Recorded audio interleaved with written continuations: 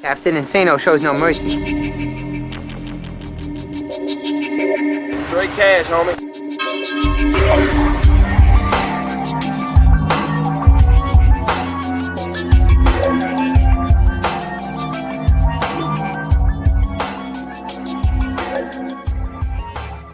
Hold on to your butts.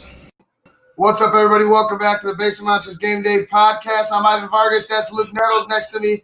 It is halftime. Eagles and the Seahawks lead 14-6. Eagles drove down the field, with the winding minutes in the first half. Were able to score a touchdown, but they ended up missing the extra point. And Jake Elliott, that was his first miss in, I think, forever and ever. You know what I mean? So it was a little bit unlucky for the Eagles, although my heart doesn't break for Philadelphia Eagles fans. You know what I'm saying? But trust me, but I'm not shedding a tear for Eagles fans. Right. I'll say that. The craziest thing is that although I mean it's not good as is. Carson Wentz is 7 of 17, 30 yards and a touchdown. He had, like, as a team, the Eagles had -5 yards up until they started making a move on that in that final drive. -5 yards, Luke. Look, I know we watched a shit offense yesterday, and we've been watching a shit offense with the Bears all season long. But the Eagles have matched that. Like I can think of maybe one other team, and that's the Jets, where they had the similar struggles that the Bears have. And these Eagles, like I said, -5 yards for a half. That's piss poor. Doug Peterson. I don't know what's going on with these Andy Reid guys and their offenses. But they don't seem to have an answer. Yeah, no, it's been a little bit of a brutal game so far already. I mean, Seattle hit the deep couple passes to DK and all that good stuff. Carson's getting stood up at the goal line. Russell's under attack, man. I mean, he's there's a couple of those plays that he had to make, on the run. The backs have been, chipping in and help chip a receiver to give him a little bit of time to throw. But yeah, I mean. The Philly is just Philly, and they're in the right division to be Philly because everybody else in that division sucks anyway. Exactly. The total yard. Go ahead. The thing is that you're pointing out, like you said, the defense has shown up at least for the Philly Eagles. At least the defense is there because I feel like if they gave up, I think this game's a rout in the first half. This game would be similar to last night's game. The Seahawks are there, but you're right. Like the defense of the Eagles is getting after Russell Wilson. They're able to contain. They're not. I mean, they were hit for a big play, yes. And then you saw Chris Carson with that tough run at the end, closer to the end, right before the Eagles made their push, and that was a great run. I'm not gonna. I mean, it's DK Metcalf. Anybody with Russell Wilson. I'm just gonna. You could compare it to Pat Mahomes and Tyreek Hill, like he had Lockett for a while, and Russell would he'll break loose, he'll roll out of the pocket, try to make a play, and he usually would find Tyler Lockett down the field. Now it's just another guy, DK Metcalf. When you like I said, you could only compare it to Mahomes. So like for me, I'll give him a pass on that. You got hit with a big play, but that run by Chris Carson, that was a motivated run by him. Oh yeah, that was a willful run. He was like, no, he's like, hold on, bro. I'm not just about to go down on this first guy. I'm not just about to go down on this second guy. And he didn't. He made a couple cuts, made a couple moves, and he manned his way into the end zone. Yeah, no, he went for the first, second, and third burst of energy there to get that one in there. But yeah, I mean, the only thing that really concerns me about Seattle right now is, and this has been over the last couple games, he shows up and then all of a sudden he's gone, and he shows up and then he's gone. And Tyler Lockett's got to get back on the same page with Russ because right now DK's his guy. And I don't know if that's just due to Russell just always looking at DK, or is that just Lockett not being able to run clean routes for Wilson. So he's got to get back in this game. I mean, I think Seattle's going to win it anyway. But still, it's just like you see Lockett, he has a big game. And then the next couple games, he just disappears, and you're just like, what the hell's going on with that guy? Well, like when you got such a physical specimen like a DK Metcalf, the guy. Oh, it's easy to fall in love with him. The guy could jump through, jump over anybody. He's built like a tree, like an oak. it's going to be hard not to try to target somebody like that, especially when he could beat physically. He could beat across from him time and time again. I mean, it's a little hard to not go after that, but I get what you're saying. Like getting Tyler Lockett into the mix will open up that offense even more, and it probably will end up freeing DK up. But I'll say this: I think that they're paying attention more to Dublin and Lockett because Lockett can get over the top on them quick. Right. You know what I'm saying? So that makes sense. They're trying to man one-on-one with Darius Slay with DK, which is, I mean, for the most part, you got hit big with one big play. Like I'll give you that one big play. DK has 7 receptions, 118 yards. But look at Tyler Lockett, 2 receptions, 20 yards. Look at the score. Look at the score. 14-6. So you're within the game's within reach if you're the Philadelphia Eagles. But I think that's the formula. Let DK eat, shut down Tyler Lockett and everybody else, and you'll keep the game close. Yeah, no, and if you're Philly, I mean, you have to put your best back on their best guy. I mean, that's just simple football 101. But yeah, it's you know, Philly's definitely within attacking range. Like it's not going to be any joke. Like it's going to be like something slick, like a Miles Sanders is going to break one out, or Boston Scott, or it's going to be some no name. Obviously Goddard is the tight end that Wentz is keyed in on today, or actually for the last couple games actually. But yeah, Philly's definitely got a chance. But they're going to have to get this 2 points, or maybe they get a field goal somewhere down the line to kind of negate this missed extra point. But that Philly offense is not the best. I mean, that's their Achilles heel if there's anything to talk about this game. Actually, throughout the season, I mean, really, Alshon Jeffrey gets his first catch of the season today. Like there's he's been out. Yeah.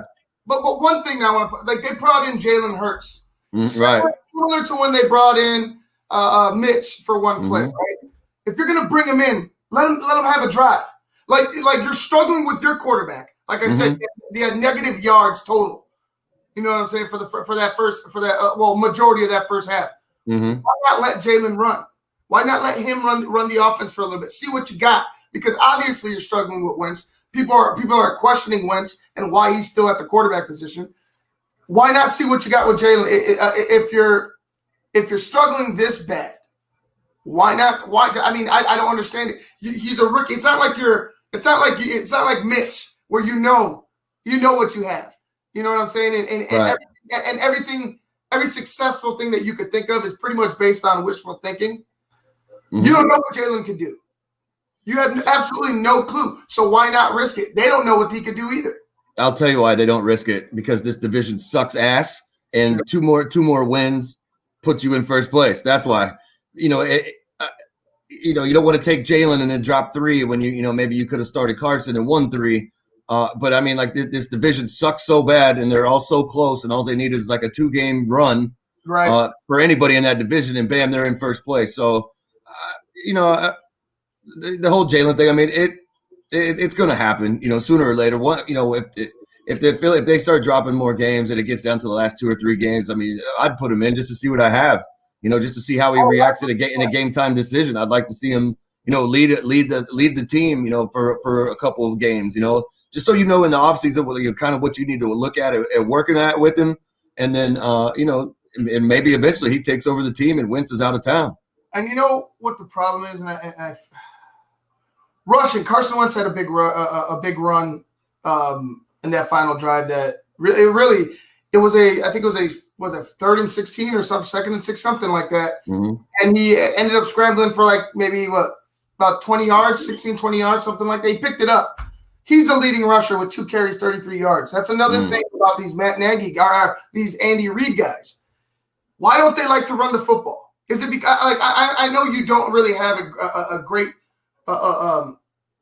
great talent at running back in Philly, but you got to at least try. We're talking about 5 rushes to your running back, and we pointed out yesterday that they abandoned that run with David Montgomery. It went away completely. This seems to be the case, that they haven't even really attempted to get the running game going. You got 5 carries for Miles Sanders, 15 yards, 1 for Corey Clement for 6 yards, and Boston Scott 1 for 5. That doesn't get it done. And the thing is with these, like I said, with these Andy Reid offenses, with these Andy Reid tree guys. Mm-hmm.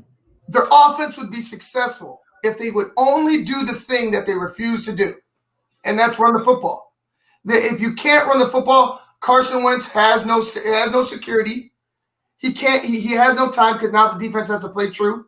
So now they're just going ahead and saying, hey, we're going to call it passing down. Oh, when this guy then they'll run. Like it becomes so obvious to what you're doing. The defense can call it out easily as you come out of the huddle. Mm-hmm. Yeah, and I mean, I guess the one thing that I would say that would be, Andy Reid can do Andy Reid things because he does have a running back. Well, right. Well, he has two of them now, but right.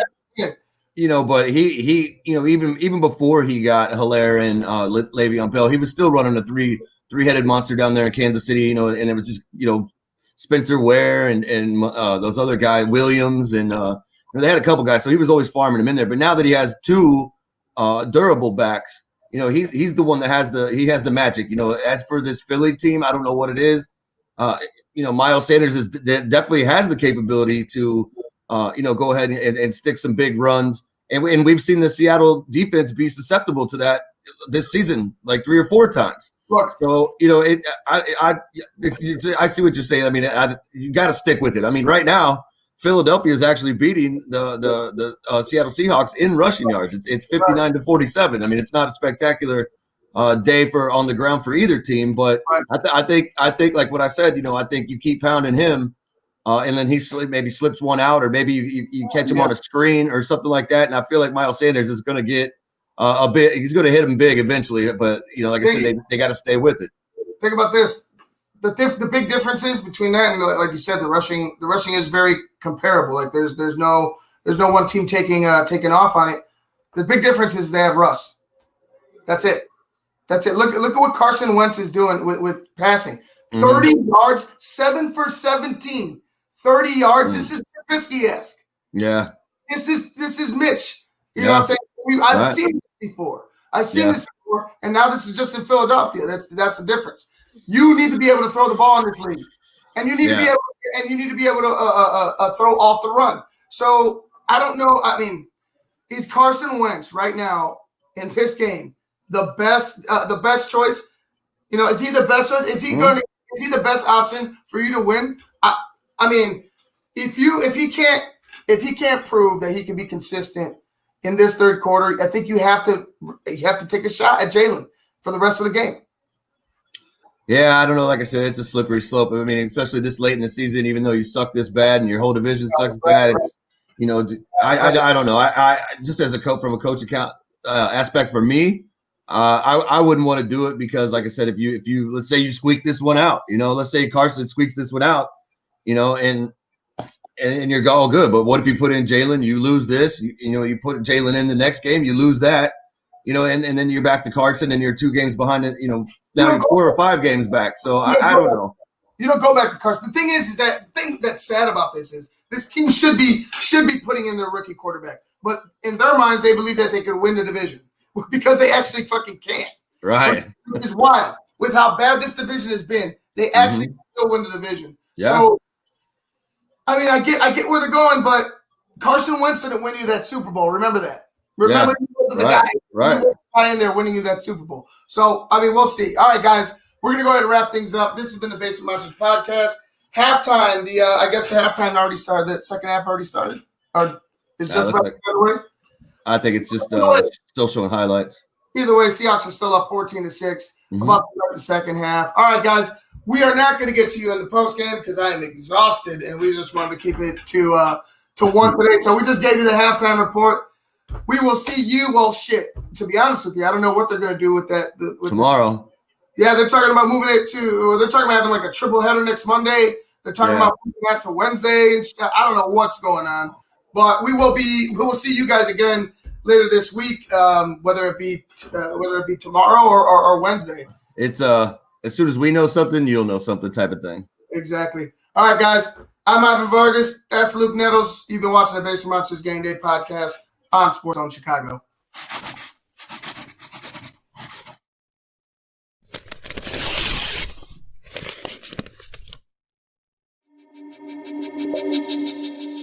Captain Insano shows no mercy. Straight cash, homie.